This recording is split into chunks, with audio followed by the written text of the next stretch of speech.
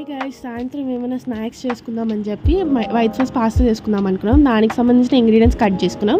తర్వాత macaroni stove మీద పెట్టుకొని కొంచెం సాల్ట్ ఆయిల్ వేసి ఒక 90% కుక్ అయ్యేంత వరకు చూసుకొని తర్వాత దానిలో ఉన్న వాటర్ అంతా రిమూవ్ చేసేసి దీన్ని ఒక సైడ్ ఒక 5 minutes పెట్టాను. ఈ లోపల కడాయి పెట్టుకొని బటర్ యాడ్ చేసి దాని మీద కొంచెం సాల్ట్, ఆనియన్స్, గార్లిక్ వేసుకున్న తర్వాత చిల్లీ ఫ్లేక్స్, ఆర్గానో వేసుకోవాలి. పెప్పర్ ఆప్షనల్, మీ ఇష్టం అది.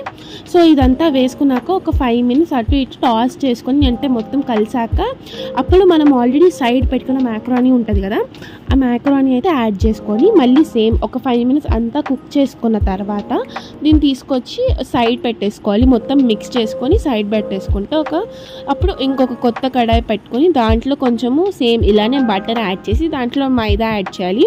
మైదా యాడ్ చేసిన తర్వాత లమ్స్ ఏమి రాకుండా ఫస్ట్ మిక్స్ చేసుకొని తర్వాత కొంచెం మిల్క్ అయితే యాడ్ చేసుకోవాలి. లమ్స్ రాకూడదు.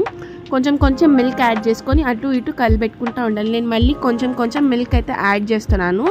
దాని తర్వాత నేనైతే మళ్ళీ లమ్స్ వస్తున్నాయని చెప్పి విస్కర్తో విస్క్ చేస్తున్నాను. సో విస్కర్తో విస్క్ చేసిన తర్వాత మళ్ళీ సేమ్ కొంచెం salt, chilli flakes, oregano add చేసిన తర్వాత నా దగ్గర ఉన్న 2 చీజ్ స్లైసెస్ యాడ్ చేశాను. ఒక 1 cup ఆఫ్ మ్యాక్రోనీకి 2 చీజ్ స్లైసెస్ అయితే సరిపోతాయి.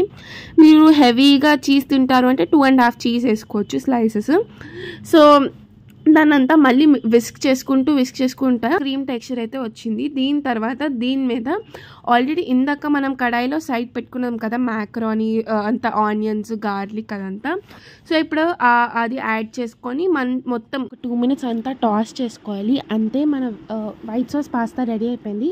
ఇది వేడిగా ఉన్నప్పుడే తినాలి. సో అంతే. Like, share and subscribe. Bye.